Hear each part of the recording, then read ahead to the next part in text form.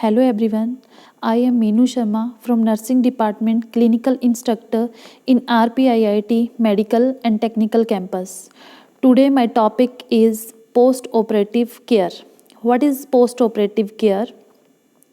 The post-operative period begins from the time the patient leaves the operating room and ends with the follow-up visit by the surgeon. The post-operative care is provided by PACU and SICU. What is the purposes of post-operative care? First one, to enable a successful and faster recovery of the patient post-operatively. Next, to reduce post-operative mortality rate. Next is to reduce the length of the hospital stay of the patient. Next is to provide quality care services. Next, to reduce hospital and patient cost during post-operative periods. Next, what is the nursing management in post-operative units? First of all, to provide care until the patient has recovered from the effect of anesthesia. Assessing the patient, you monitor vital pulse, volume and regularity, depth and nature of the respiration. Next is assessment of patient's O2 saturations. Next is skin color. Next is keep monitoring vital sign. Next is check the level of consciousness, ability to respond to commands. Next, maintain intake and output.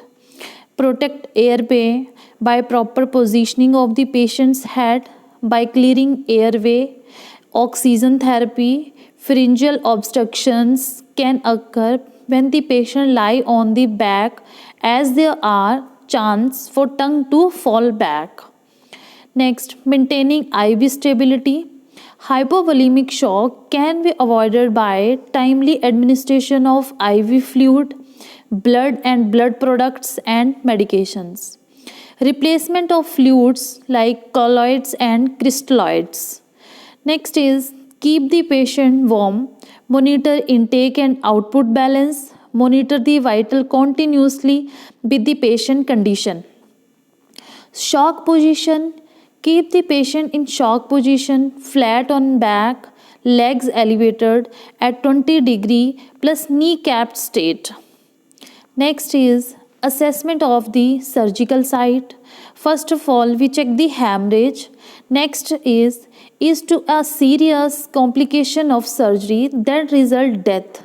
It can occur in immediate post-operative or up to several days after surgery.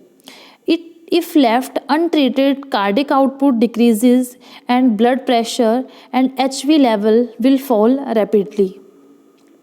Blood transfusion if necessary.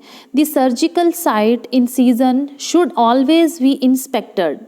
If bleeding, pressure dressing are placed. If the bleeding is concealed, the patient is taken in operation theatre for emergency exploration of concealed hemorrhage in body cavity. Keep the patient warm, use warmer blankets, use warm lights. Relieving pain and anxiety. Administer opioids, analgesics as per doctor order. Epidural analgesia, NSAIDs like non-steroidal anti-inflammatory drugs.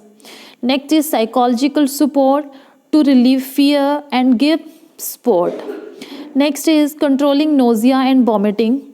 These are common problems in post-operative periods. Medication can be administered as per doctor orders. For example, metoclopridols and injection ondansetrons like MSET.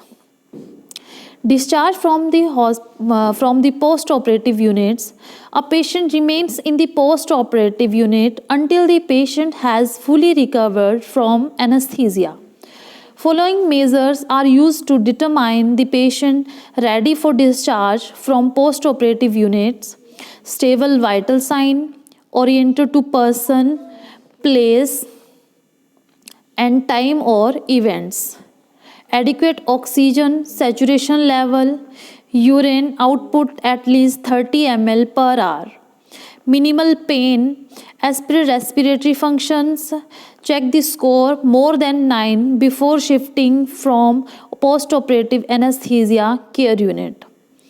Teaching patients self-care, expected outcomes, immediate post-operative changes, written instructions like wound care, activity plus dietary recommendations, medications, follow-up.